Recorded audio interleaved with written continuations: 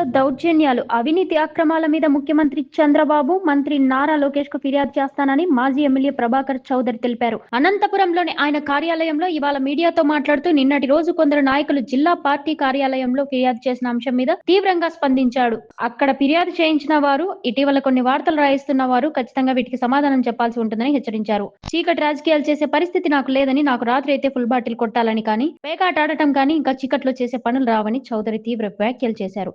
పార్టీలో బాధ్యతాయుతమైన పదవిలో ఉన్నాను కాబట్టి ఇంకా కొన్ని విషయాలు మాట్లాడటం లేదని, లేదంటే నేను మాట్లాడే వాటికి కొందరు ఉనికి కూడా కోల్పోతారని వార్నింగ్ ఇచ్చారు.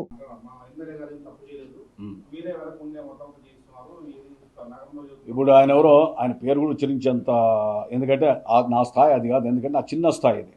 నేను నా చిన్న స్థాయి అని పెద్ద ఆయన గురించి అధికారం ఉన్నదానికి నేను ఆయన గురించి ఎందుకు మాట్లాడాలా? నేను కార్యకర్తని పార్టీలో సామాన్యంగా ఏదైనా అందులో మాజీని, నేను ఆయన పేరు ఎందుకు ఎత్తాలి కానీ ఆయన గురించి ఏం చేస్తున్నామంట.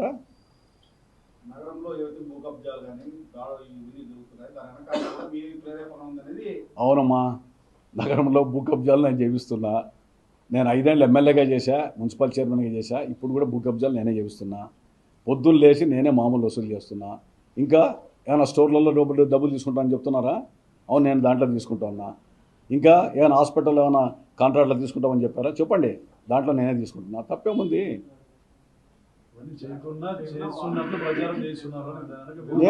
నేను చెప్పానా?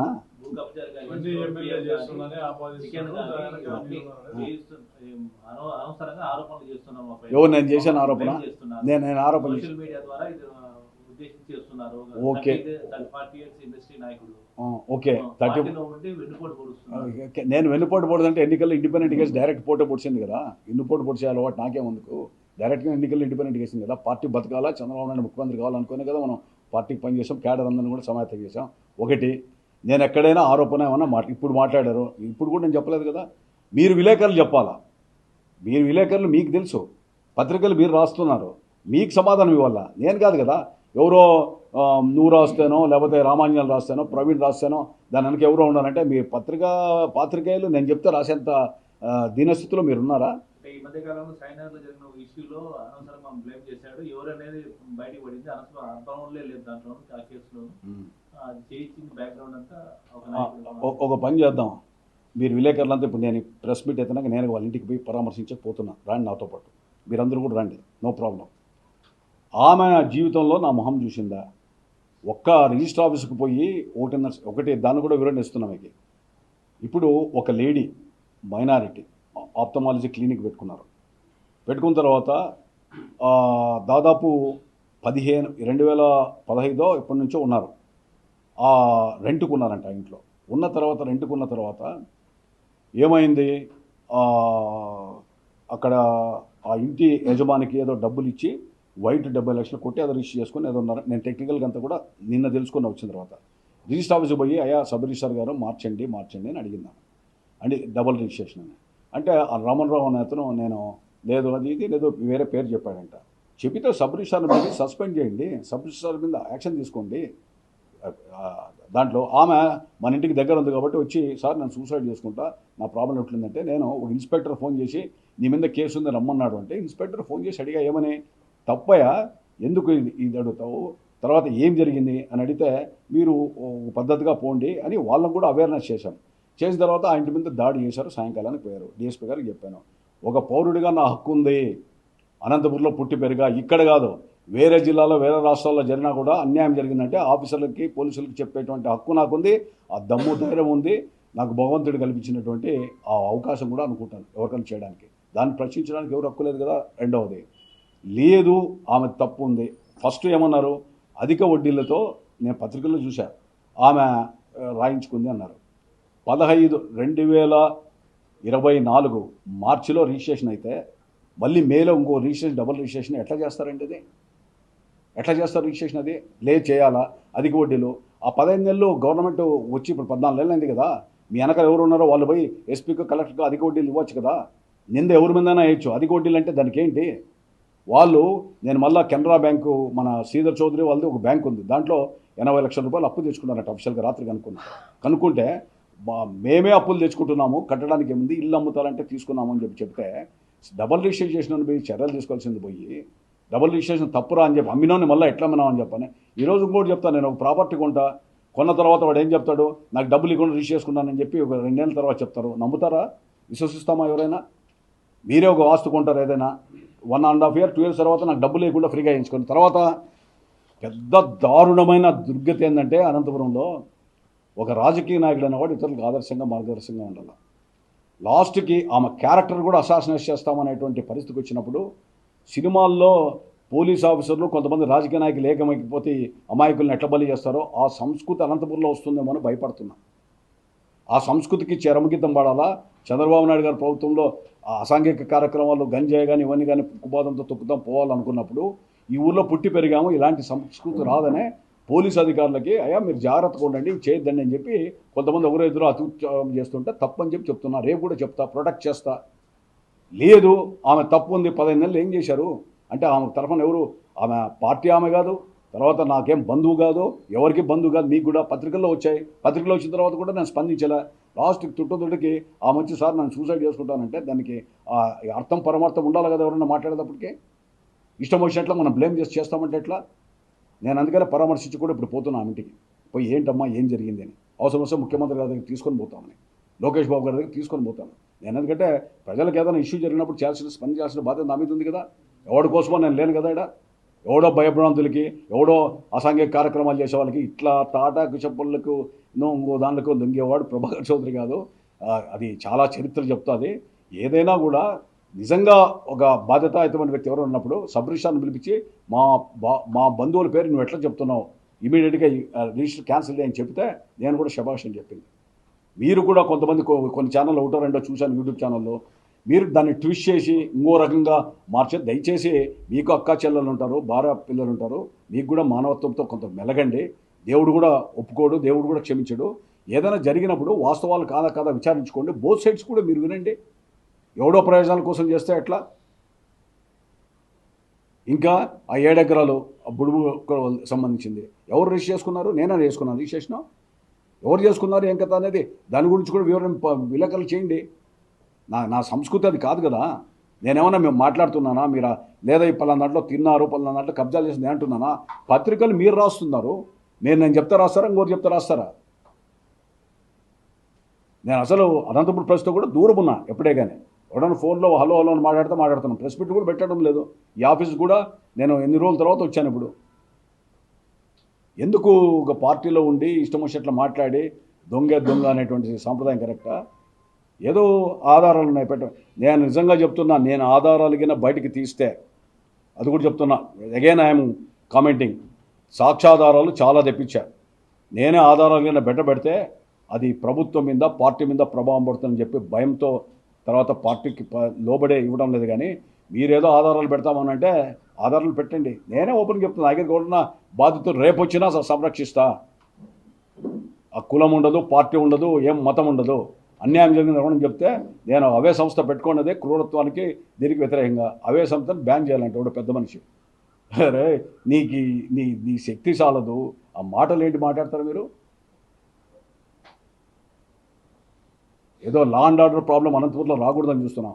నేను సిపిఐ రామకృష్ణ సిపిఐ సదస్సులో మాట్లాడాడు. మరి రామకృష్ణ గారికి సమాధానం చెప్పండి. సిపిఐ నేతకి, రాష్ట్ర నేత కదా ఆయన, ఎమ్మెల్యేగా పనిచేశాడు కదా.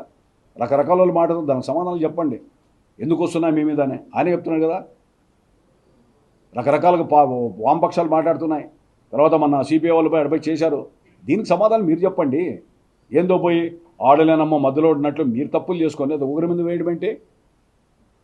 నేను ఇంకా ఆమె ఎవరో ముస్లిం లేడీ ఇంటికి కూడా పోలే. ఇప్పుడు పోతున్నా మీతో ప్రెస్ మీట్ తర్వాత స్ట్రైట్ అవే ఆమె ఇంటికి పోయి ఏం జరిగిందో మనకు అనుకుంటా.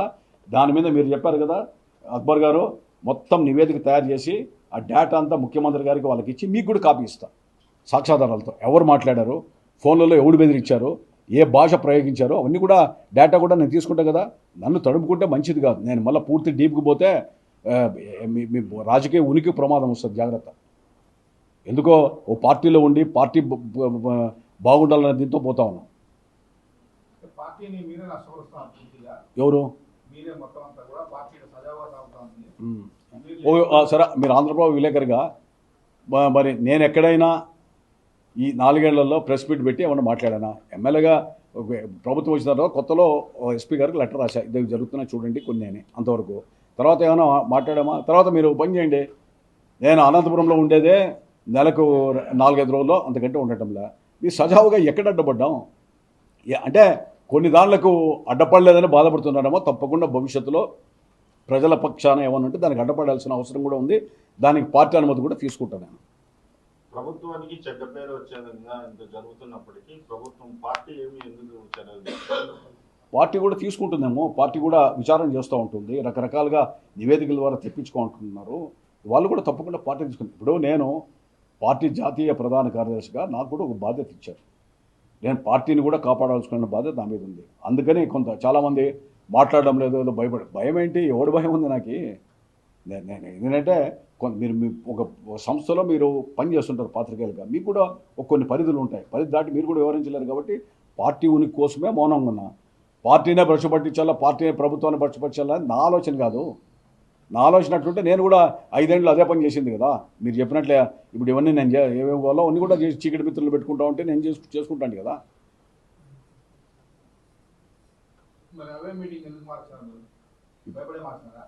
చాలా భయం, చాలా భయపడి వణికిపోతున్నా, చాలా భయపడిపోతున్నా. ఈరోజు ప్రెస్ క్లబ్లో పెడితే 10 మంది 20 మంది 50 మంది ఈ రూమే పట్టలేరు. పెద్ద ఎత్తున పెట్టాలి. తర్వాత చెప్పారు కదా ఆధారాలు ఉన్నాయని, ఆధారాలన్నీ సేకరిస్తూ ఉన్నా. నేను మాట్లాడిన తర్వాత లీగల్గా కూడా ప్రొసీడ్ అవుతా ఉన్నా.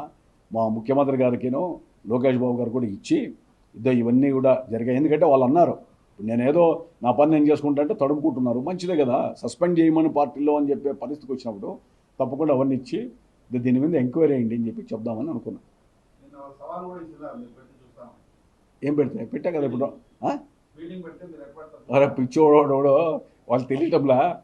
నేను కడపలో కరుడు కట్టిన ఆ రోజు రాజశేఖర రెడ్డి ప్రభుత్వం ఉన్నప్పుడు మద్దెలచెరువు సూర్య రవి పరిటాల ఇద్దరు చనిపోయినప్పుడు ఆ నరమేధంలో కూడా ఓపెన్గా మద్దెలచెరువు సూర్య లైవ్లోకి వస్తే లైవ్లో మాట్లాడిన TV9లో. అందరూ షాక్ అయిన ముద్దుసీని ఇష్యూలో రవిని చంపిన విషయంలో లైవ్లో మాట్లాడిన వీడియోలు పంపించమంటే పంపిస్తా. తర్వాత మీ మాదిరి పిరిగిపోందని కాదు, అక్కడ పోయింటారు స్వామి మీరంతా. అప్పుడు మీరు పరిటాల రవి చనిపోయిన తర్వాత మద్దెలచెరువు సూర్య ఫ్యాక్షన్ అప్పుడు మీరంతా ఎక్కడుంటారు? నేను పార్టీ సపోర్ట్ లేకుండా బయటకు వచ్చి పోరాడింది మర్చిపోతారా బాబు? ఆ రోజు పరిశ్రమలు అనంతపురంలో చాలామంది కాపురం ఉండే పరిస్థితి కూడా లేదైనా. పొద్దు ఏదో మాట్లాడుతున్నావు కానీ మాట్లాడుతున్నావు, ఒక ఆయన ఊర్లో దెబ్బలు తిని పారిపోయి ఊరికి ఆయన కూడా మాట్లాడే పరిస్థితికి వచ్చాడు. ఇవన్నీ కూడా నోరిప్పాలంటే చాలామంది ఇప్పుతారు. ఎంత పెద్ద పెద్ద ధైర్యవంతులో మాకు తెలుసు, ప్రజలకు తెలుసు. ఇక్కడ మీకు తెలీదా? పత్రికా విలేకరులకి ఏదో మైక్ ఉంది కదా, ఏదో ఎవడో అన్న ఉన్నాడు పక్కన, ఏదో అధికారం ఉంది పార్టీ అని చెప్పి మాట్లాడితే 2 సంవత్సరాలు ఆగండి. ఇవన్నీ కూడా ఎక్కడ నేనేం ఊరు ఇచ్చిపెట్టుకోను, మీరు కొంతమంది ఊరు ఇచ్చిపెట్టుకోరు. అందరి కోట్లు మనం సెటిల్ చేసుకుందాం. నాకు 100 రూపాయలు ఎవరైనా పెడితే దాన్ని వడ్డీతో సహా పెట్టే నాకు అలవాటు. డెఫినెట్గా వడ్డీతో సహా నేను చెల్లించిపోతే నేను అకౌంట్ కాదే, సమాధానాలు ఇస్తాం కదా, ప్రజలు ఇస్తారు, నేను కాదు ఇచ్చేది. ప్రజలు ఇస్తారు. ఎందుకు మాట్లాడతారు? ఏదో నిజాయితీగా నీతిగా బతికే వాళ్ళ మీద కూడా బురద వేస్తూ ఉంటే ఎవరికైనా ఇది సరైన సాంప్రదాయం కాదు. నాకు అందుకే చెప్తున్నా, నాకు పార్టీ నుంచి ఓ బాధ్యత ఉంది కాబట్టే చాలా తక్కువ మాట్లాడుతున్నా. పరిధి ఉంది నాకు, పరిధికి దాటి మాట్లాడలేను. నాకు ఆ స్వేచ్ఛ స్వాతంత్రం ప్రకటించండి. సస్పెండ్ చేపిస్తామన్నారు కదా, ప్రకటించండి, మంచిదే కదా. ఆ స్వేచ్ఛను ఇప్పిస్తే మేలు కదా. నేను దాంట్లో రాశాడు ఈయన సాక్షి, ఆత్మసాక్షి, ఆయన ఎవరో కెమెరామ్యాన్ ఐడియానైనా మీరు ఇచ్చారు. నేను లోకేష్ బాబు గారితో కలిసినప్పుడు కానీ చంద్రబాబు నాయుడు గారిని కలిసినప్పుడు కానీ అనంతపురం గురించి ఒక్క మాట మాట్లాడలా. ఎందుకంటే వేరే ఏమైనా విషయాలు మాట్లాడతా కానీ నేను మాట్లాడలా. ఇంతవరకు అంతగా దిగజారలా. ఎందుకంటే ఇప్పుడు నా స్థాయి చిన్న స్థాయి, నేను మాజీ ఎమ్మెల్యే. ఇప్పుడు అధికారంలో ఉన్న వ్యక్తులు అంటే గొప్పోళ్ళు. నేను వాళ్ళ గురించి ఆడపోయి కంప్లైంట్ చేస్తే నా శక్తి చాలదని చెప్పి నేను కంప్లైంట్ చేయాలి. నేను స్మాల్ పొలిటీషియన్, నాకెందుకు, నాకేమి అంత పెద్ద అధికారం నేను చూడలే, నాకు రాలే. కాబట్టి వీళ్ళ గురించి ఒప్పని చెప్పలే. వేరే ఏమైనా చిన్న రాజకీయాలు రాయలసీమలో ఏమైనా ఉంటే ఏదైనా ప్రభుత్వానికి ఏదైనా అవసరమైనది ఉంటే చెప్పగలను కానీ అనంతపురం నుంచి మాట్లాడలే. ఇప్పుడు మాట్లాడమన్నారు కదా, అనంతపురం నుంచి నివేదిక డెఫినెట్గా మన లోకేష్ బాబు గారికి, చంద్రబాబు నాయుడు గారికి ఇస్తాము. సాక్షి సలహాను తీసుకుంటాం మేము. ఎందుకంటే ప్రతిసారి ఇస్తున్నాడు అని చెప్పి చెప్తున్నాడు కదా, ఇవి కూడా ఇస్తాం తప్పకుండా. దాంట్లో ఈ సలహాను పాటిస్తాంలేండి. నగరంలో ఏం జరిగినా సరే ఎమ్మెల్యే హస్తం ఉంది అన్నట్టు మీరు చిత్రీకరిస్తున్నారు అన్నట్టు ఆరోపణ. బ్రదర్ నేను ఒకటే, నేను ఎక్కడ చిత్రీకరించి మాట్లాడానా, నా అనుచరులు మాట్లాడారా? ఒకటి, ఒక న్యూస్ నాకు ఏదన్నా వస్తుంది ఒక ఛానల్లో, ఓ ఈటీవీనో ఎన్టీవీనో లేకపోతే TV5 ఏబిఎన్నో వస్తుంది, లేదా ఒక యూట్యూబ్ ఛానల్ వస్తుంది. వస్తానే ఒకరు అక్బర్కి లేదా నీకు వస్తుంది, నువ్వు ఫార్వర్డ్ చేస్తావు ఇంకోరు ఫార్వర్డ్ చేస్తారు, లేదా నాకే ఈనాడులో ఫార్వర్డ్ చేస్తారు, నీ మీద ఇట్లా వచ్చిందని. ఇస్తాను అది నేరమా? అంటే ఎవరు ఫార్వర్డ్ చేసుకోరా? అది క్రియేట్ చేసిన వాళ్ళు నిజమా కాదా అది ఏదో అది చూసుకోవాలి, కానీ ఫార్వర్డ్ చేస్తానే పోలీసు వాళ్ళకి చెప్పి కేసులు పెట్టండి వాళ్ళ మీద అంటే అది మరి 39 ఏడబెట్టాలా, హ్యాంగ్ ఉరియాలి కదా 39 ఛానల్కి. నా పేరు పెట్టి డ్యామేజ్ చేస్తున్నారే, సాక్షులు ఇట్లా రాస్తున్నారే, వీళ్ళు ఏం చేయాలా? ఆయన 39 ఛానల్కి ఒక అనంతపురం ప్రభాకర్ చౌదరి సురేంద్రబాబుని అక్కడ కళ్యాణులకు మాట్లాడతాడు, రకరకాల అందరినీ మాట్లాడతాడు. పాప అనంతపురం వచ్చే వాళ్ళకి నేను అక్కడే కనబడుతున్నా. ఎవరు చీకటి మిత్రులు, ఎవరు ఇది అనేది కూడా బయటికి తీయాలి కదా, మీరు కూడా ఆలోచిస్తే తెలుస్తుంది కదా. నేను మీతో ప్రెస్ వాళ్ళతో ఎవరితోనో రెగ్యులర్గా ఏ ఇష్యూస్ మీద ప్రెస్ మీట్ పెట్టానా, ఎక్కడన్నా మాట్లాడుతున్నామా? నా పని నేను చేసుకోబోతున్నా. ఒకటి ఇష్టాలు అయిష్టాలు వేరు, కాకపోతే కొంత ధర్మాన్ని కూడా నిర్వర్తించండి స్వామి. ఎవరు ఇదిని ఎవరో చెప్తే మీరు రాయరు. అంటే నాకు సొంత ఛానల్ ఉందా లేకపోతే సొంత ఇది ఉందా? సాక్షి మాత్రం డెఫినెట్గా మరి అనంత వెంకటరామరెడ్డి గారికి ఎవరి ప్రయోజనాల కోసం రాపిస్తున్నాడో, మరి ఎవరికి ఆయన మిత్రుడో కానీ దాన్ని పదే అనంత వెంకటరామరెడ్డి గారు, ఎందుకంటే ఆయన జిల్లా పార్టీ అధ్యక్షుడు, మాజీ ఎమ్మెల్యే, మాజీ ఎంపీ కాబట్టి ఆ సాక్షికి అతనికి బంధం ఎక్కువ ఉంటుంది కాబట్టి దానికి నేను ఆయన కూడా అప్పీల్ చేస్తున్నాను. వెంకటరామరెడ్డి గారు, అది మీ శక్తి సామర్థ్యాలు నా మీద ప్రయోగించాల్సింది మీరు ఎవరి కోసమో ప్రజల కోసం ప్రయోగించండి. ప్రజలకు ఏం మేలు జరుగుతుందో ఒకసారి గుండె మీద చేసుకొని నీకు నువ్వు సమాధానం తీసుకో వెంకటరామరెడ్డి గారు. నీకు ఆత్మ అనేది ఒకటి ఉంటే ఈ విధమైనటువంటి రాతల వల్ల ప్రజలకు ఉపయోగమా ప్రజలకు నష్టమా? అసలు ప్రజలకు ఉపయోగపడడానికి ప్రభాకర్ చౌదరి అనేవాడు మీద రాయడం కరెక్టా? రాస్తే మీకు ఏమైనా ఉపయోగం, మీ పార్టీకి ఉపయోగపడుతుందా లేకపోతే ప్రజలకు ఉపయోగపడుతుందా? ప్రజలకు ఏమైనా నష్టాలు జరుగుతాయంటే ఒక బాధ్యతాయుతమైన వ్యక్తిగా నువ్వు పార్టీ అధ్యక్షుడిగా వెంకటరామరెడ్డి గారికి నేను సలహా ఇస్తానా, నా మీద ఎందుకంటే సాక్షి మీదే కాబట్టి. సాక్షి ఎవరిదో పత్రిక అయితే వేరే వాళ్ళు చెప్పిందో, ఈ సాక్ష్య పత్రికలో రావడానికి కారణం ఏంటి, ఎందుకు వస్తూ ఉంది, లేదా ఆ విలేకరులను ఏమన్నా ఇతరత్ర ప్రలోభాలకు ఏమైనా లొంగిపోయినారా, లేకపోతే మీరును ఇంకెవరితో చీకటి మిత్రుత్వం కలిపి ఏమన్నా కుట్రమంటున్నారో ఆత్మసాక్షికి ఆ తర్వాత అనంత వెంకటరామరెడ్డి నాకు సమాధానం చెప్పలేదు. మీద వైసీపీ అధికారంలో ఉన్నప్పుడు స్థానిక సంస్థల ఎన్నికలు ఎలా జరిగాయో పులివెందుల్లో కూడా అలాగే జరుగుతున్నాయని సిపిఐ రాష్ట్ర ప్రధాన కార్యదర్శి రామకృష్ణ అన్నారు. అనంతపురం జిల్లా సిపిఐ కార్యాలయంలో ఆయన మాట్లాడుతూ రాష్ట్ర మహాసభల్లో ప్రభుత్వ వైఫల్యాల గురించి పోరాటాలకు కార్యాచరణ సిద్ధం చేస్తామన్నారు. రాష్ట్రం చంద్రబాబు పాలన ఎలా ఉందో ఆయన గతంలో తన పాలనతోనే బేరీజ్ వేసుకుంటే తెలుస్తుందన్నారు. అనంతపురం అంటేనే ప్రశాంతంగా ఉండే ఒక నగరం అని, అలాంటి నగరంలో కబ్జాలు, బెదిరింపులు, దౌర్జన్యాలు, లంచాలు ఎక్కువయ్యాయన్నారు. వీటికి చంద్రబాబు ఏం సమాధానం చెప్తారని ప్రశ్నించారు. మీ సుపరిపాలన ఎలా ఉందో ఒకరిని పంపితే అనంతపురం నగరంలో మేము చూపిస్తామన్నారు. లేఅవుట్లు వేసినా డబ్బులు ఇవ్వాలి, మాల్ పెట్టినా డబ్బులు ఇవ్వాలి, బ్రాందీ షాపులన్నీ ఎమ్మెల్యే చేతుల్లోనే ఉన్నాయన్నారు. చివరికి బుడబుక్కల వాళ్ళ స్థలం కూడా కాజేసే ప్రయత్నం చేశారంటే ఆ ఎమ్మెల్యే ఎంత బుడబుక్కలోడో అర్థం అవుతుందని రామకృష్ణ అన్నాడు. స్వాతంత్రం వచ్చినప్పటి నుంచి అనంతపురం నియోజకవర్గంలో ఎవరు చేయని విధంగా అవినీతి, దౌర్జన్యాలు చేసే ఎమ్మెల్యేని ఇప్పుడే చూస్తున్నామని అన్నారు. ఇవాళ భారత కమ్యూనిస్ట్ పార్టీ అన్ని జిల్లాల్లో కూడా మహాసభలు రేపు 20వ తేదీలోగా పూర్తి చేసుకుంటా ఉన్నాం. ఆ 20వ తేదీ నుండి పెద్ద ఎత్తున సాంస్కృతిక కార్యక్రమాలు ఒంగోలు నగరంలో ప్రారంభిస్తా ఉన్నాం. 23, 24, 25 తేదీల్లో 23వ తేదీ భారీ బహిరంగ సభ, 24, 25 తేదీల్లో పెద్ద ఎత్తున డెలిగేట్స్ ప్రతినిధుల సభ కూడా జరుపుకోబోతా ఉన్నాం. ఈ మహాసభలో ముఖ్య అతిథులుగా సిపిఐ జాతీయ ప్రధాన కార్యదర్శి కామ్రేడ్ డి రాజా గారు, కామ్రేడ్ కె నారాయణ గారు, అదేవిధంగా తెలంగాణ సిపిఐ కార్యదర్శి కామ్రేడ్ కె సాంబశివరావు గారు, రావుల వెంకయ్య గారు, వీరందరూ కూడా పాల్గొంటా ఉన్నారు. ఇవాళ దేశ రాజకీయాలతో పాటు ప్రత్యేకించి మన రాష్ట్రంలో నెలకొన్న రాజకీయ ఆర్థిక పరిణామాలపైన ప్రధానంగా చర్చ జరుపుకోతా ఉన్నాం. ఎందుకంటే రాష్ట్రం విడిపోయిన తర్వాత ఒక 5 ఏళ్ళు చంద్రబాబు గారు పరిపాలన చేశారు, మరో 5 ఏళ్ల పాటు జగన్మోహన్ రెడ్డి గారు పరిపాలన చేశారు. ఇవాళ మళ్ళీ తిరిగి చంద్రబాబు నాయుడు గారి కూటమి పాలన కొనసాగుతా ఉంది. మరి 10 ఏళ్ల రాష్ట్ర విభజన తరువాత రాష్ట్ర అభివృద్ధి ఒకవైపు ఆలోచిస్తే అభివృద్ధి అనేది ఇది లాప్ సైడెడ్గా, అంటే ఒక రకంగా ఇది అసమగ్రంగా ఉంది. అన్ని ప్రాంతాలు అభివృద్ధి చెందే దిశగా ఈ అభివృద్ధి సాగడం లేదు. ఇవాళ మన రాష్ట్రం అవునన్నా కాదన్నా వ్యవసాయక రాష్ట్రము. ఎక్కువ మంది గ్రామీణ ప్రాంత ప్రజలు వ్యవసాయం పైన ఆధారపడి జీవిస్తూ ఉన్నారు. అలాంటి రాష్ట్రంలో వ్యవసాయాన్ని అభివృద్ధి చేయడానికి ప్రభుత్వము పూర్తి స్థాయిలో చర్యలు చేపట్టడం లేదు.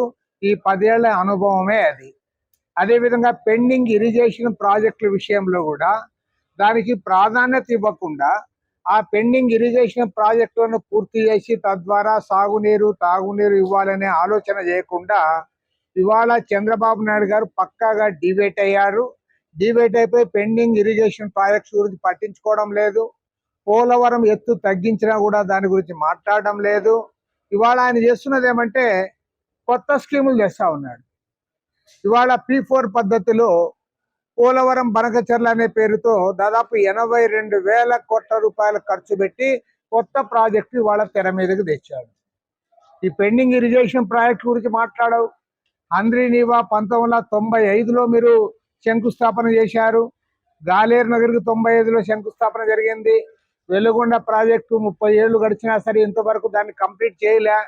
కాబట్టి ఏమంటే పెండింగ్ ఇరిగేషన్ ప్రాజెక్టుల గురించి పట్టించుకోకుండా దాని కింద తాగునీరు సాగునీరు ఇవ్వకుండా నీవు ఇవాళ మళ్ళీ డైవర్ట్ అయిపోయినావు. డైవర్ట్ అయిపోవడమే కాకుండా మొదటికే మోసం చేస్తా ఉన్నావు. పోలవరం ప్రాజెక్టు 45.72 మీటర్ల ఎత్తుతో నిర్మిస్తేనే రాష్ట్రానికి మేలు జరుగుతుంది. కానీ ఇవాళ మీరు చేస్తున్న చర్యల వల్ల ఏమంటే ఇవాళ కేంద్ర ప్రభుత్వం దాని ఎత్తు తగ్గించింది. ఎత్తు తగ్గించడం వల్ల ప్రయోజనాలు ఉండడం లేదు. 960 మెగావాట్ల విద్యుత్ శక్తి ఉత్పత్తి చేయాల్సిన చోట దానికి కూడా మోసం జరుగుతూ ఉంది.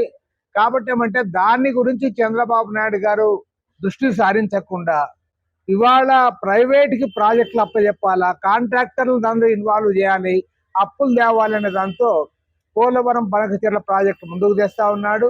అదేవిధంగా పారిశ్రామిక విధానంలో కూడా మార్పులు రావాలని కోరుతా ఉన్నాం. దీనితో పాటు IT సెక్టార్లో కానీ టూరిజం విషయంలో కానీ అన్ని విషయాల్లో కూడా ఇవాళ ఏ రకంగా ఈ రాష్ట్రం అభివృద్ధి కావాలి అనే అంశాలపైన రేపు మహాసభలో మేము ఒక తీర్మానాన్ని ఆమోదించబోతా ఉన్నాం. దానిపైన రాష్ట్ర వ్యాప్తంగా చర్చ చేసి అందరినీ కూడగట్టి ప్రభుత్వాలపైన ఒత్తిడి తేవాలనుకుంటాను. రెండవ అతి ముఖ్యమైన ప్రమాదం ఏమంటే ఇవాళ టోటల్గా ప్రైవేటైజేషన్ వైపు పోతా ఉన్నాడు. అన్ని కూడా ప్రైవేట్కి అప్పచెప్తా ఉన్నాడు. ఇవాళ ల్యాండ్స్ విలువైన భూములన్నీ కూడా కార్పొరేట్ కంపెనీలకు దారాదత్తం చేస్తా ఉన్నాడు. చివరికి APSRTC ల్యాండ్స్ కూడా ఇవాళ ప్రైవేట్కి ఇస్తా ఉన్నాడు. మెడికల్ కాలేజీలన్నీ కూడా ప్రైవేట్కి ఇస్తా ఉన్నాడు.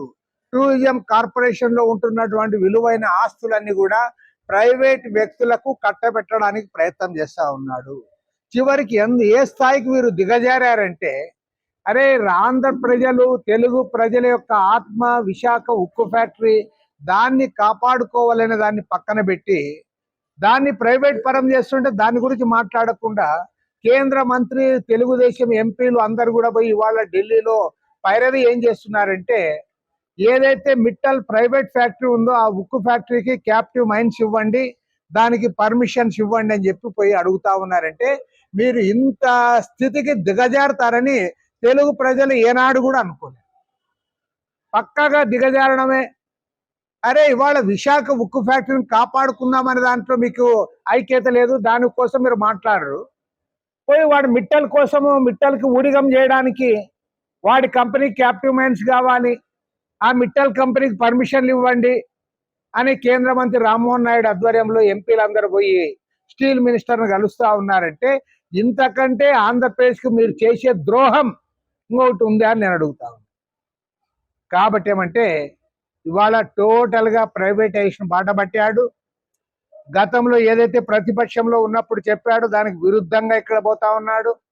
పక్కా విరుద్ధంగా ఆనాడు స్మార్ట్ మీటర్లు వ్యతిరేకించారు, పగలగొట్టమన్నారు, ఇవాళ మళ్ళీ బిగిస్తామంటున్నారు. ఆ రోజు కరెంట్ ఛార్జీలు పెంచమన్నారు, ఇవాళ పెద్ద ఎత్తున కరెంట్ ఛార్జీలు పెంచారు. 15,000 కోట్ల రూపాయల భారం మోపారు. అదేవిధంగా అదానితో ఆ రోజు అగ్రిమెంట్ వల్ల 1,10,000 కోట్ల రూపాయల అదనపు భారం పడుతుందన్నారు. ఆ రోజు దానిపైన మేము హైకోర్టులో కేసు వేసాం. ఇవాళ పయ్యావుల కేశవ్ ఆర్థిక మంత్రి, ఆయన కూడా కేసు వేశాడు. ఆ కేసు కూడా ఇంకా పరిష్కారం కాకుండానే మీరు దాన్ని అమలు చేస్తామంటా ఉన్నారు. కాబట్టి ఏమంటే టోటల్ గా రివర్స్ గేర్ లో ఈ ప్రభుత్వం పోతా ఉంది, చెప్పిన దానికి భిన్నంగా పోతా ఉంది. కాబట్టి ఏమంటే రేపు ఈ రాష్ట్ర డెవలప్మెంట్ ఏ రకంగా ఉండాలి అనే దానిపైన మహాసభలో చర్చిస్తాం. ఈ తిరోగమన విధానాలన్నీ కూడా కట్టడి చేయాలంటాం. సూపర్ 6 వాగ్దానాలన్నీ కూడా అమలు చేయాలని డిమాండ్ చేస్తాం. ఆ దిశగా మహాసభలో మేము చర్చించి తీర్మానాలు చేసి రాబోయే రోజుల్లో భవిష్యత్ ఉద్యమాలకు కూడా ముందుకు పోతా ఉన్నాం.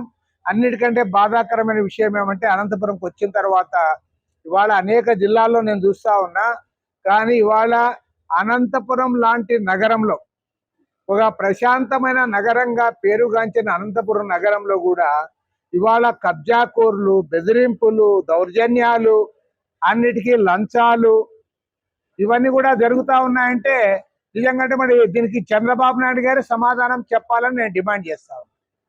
ఆయన ఏమంటున్నాడు, సుపరిపాలన జరుగుతూ ఉంది, తొలి అడుగు అది అని చెప్తా ఉన్నావు. నీ సుపరిపాలన ఏముందో ఒక చంద్రబాబు నాయుడు గారు నేను కోరేదేమంటే ఎవరినైనా ఒకరిని పంపమంటా అన్నా అనంతపురానికి. ఎవరినైనా ఒకరిని పంపించి అనంతపురంలో ఏం జరుగుతూ ఉంది, కబ్జాలు ఎట్లా జరుగుతూ ఉన్నాయి, బెదిరింపులు ఎట్లా జరుగుతూ ఉన్నాయి, ఎవరన్నా లేఅవుట్లు వేస్తే ఎమ్మెల్యేకి డబ్బులు ఇవ్వాలి, తర్వాత ఎవరైనా మాల్ పెడితే డబ్బులు ఇవ్వాలి, తర్వాత మొత్తం బ్రాందీ షాపులన్నీ ఆయన హ్యాండ్ ఓవరే, తర్వాత చికెన్ సెంటర్లు కూడా డబ్బులు ఇవ్వాలి అని అంటా ఉన్నారంటే, లాస్ట్ బుడుబుక్కుల భూములకు కూడా ఎసరు పెట్టారంటే వీళ్ళెంత బుడుబుక్కు వీళ్ళు అర్థం కావడం లేదు. ఈ ఎమ్మెల్యే ఎంత బుడుబుక్కులోడో నాకు అర్థం కావడం లేదు. పాపం బుడుబుక్కులో అంటే వాళ్ళు ఏదో పాపం పాత బట్టలు అవి ఇవి చేసుకొని వాళ్ళు కష్టపడి ఇంతో ఇది చేసుకుంటే దాంట్లో కూడా వాళ్ళ భూములు కూడా ఎసరు పెట్టినారంటే ఇక్కడ వైశ్యులను బతకనివ్వరు, ఎవరిని బతకనివ్వరు. అనంతపురం నగరంలో ఏనాడు కూడా ఇలాంటివి చూడలేదు. ఇంత ఘోరాతి ఘోరం అనేది స్వతంత్రం వచ్చినాక ఇంతవరకు ఎంతో మంది ఎమ్మెల్యేలు ఉన్నారు. కరిమల నాగిరెడ్డి గారి కాలం నుండి కూడా అనంత వెంకటరెడ్డి గారు పెద్ద ఆయన, అదేవిధంగా డి నారాయణ స్వామి గారు జడ్జిగా పనిచేసిన వ్యక్తి, అనేక మంది ఇక్కడ మహామహులు ఈ నియోజకవర్గానికి ప్రాతినిధ్యం వహించారు. కానీ మొన్న అనంత వెంకటరామరెడ్డి, ప్రభాకర్ చౌదరి ఉన్నప్పుడు వరకు కూడా ఎప్పుడు కూడా ఇలాంటి దుర్మార్గాలు, దౌర్జన్యాలు ప్రజలు చెవి చూడలేదు. ఇవాళ ఇలాంటి వాడిని ఎమ్మెల్యేగా ప్రసాదించినందులకు అనంతపురం నగర ప్రజలు చంద్రబాబు నాయుడికి రుణపడి ఉంటారు. ఇలాంటి ఎమ్మెల్యేకి బీఫారం ఇచ్చి నువ్వు గెలిపించి మళ్ళీ ఇప్పుడు సుపరిపాలన నీవు చెప్తా ఉన్నావంటే ఏమి సుపరిపాలనయా? నువ్వు మొత్తం అవుట్ రైట్ గా మొత్తం అన్ని డిపార్ట్మెంట్ అని కూడా లంచగొండితనం. మీ ఎమ్మెల్యేలు చెప్పినా ఎవడు పని చేయడంలే, ఆఫీసులో ఏ ఆఫీస్కి పోయినా లంచం లేకుండా పని జరగడంలే. కాబట్టి ఏమంటే ఇవాళ ఒక దుర్మార్గమైనటువంటి అవినీతికరమైన పరిస్థితులు కింది స్థాయిలో కొనసాగుతా ఉన్నాయి. చంద్రబాబు మీడియా వాళ్ళపైన దాడులు జరుగుతూ ఉన్నారు. కొట్టడం కాదు, రైల్వే లైన్ మీద వేస్తామంటున్నారు, రైల్వే పట్టాల మీద వేస్తామంటున్నారు. ప్రతి దాంట్లో కూడా బెదిరింపులు, రాజకీయాలు నడుస్తా ఉన్నాయి. దీన్ని తీవ్రంగా తప్పుపడతా ఉన్నాం, ఖండిస్తా ఉన్నాం.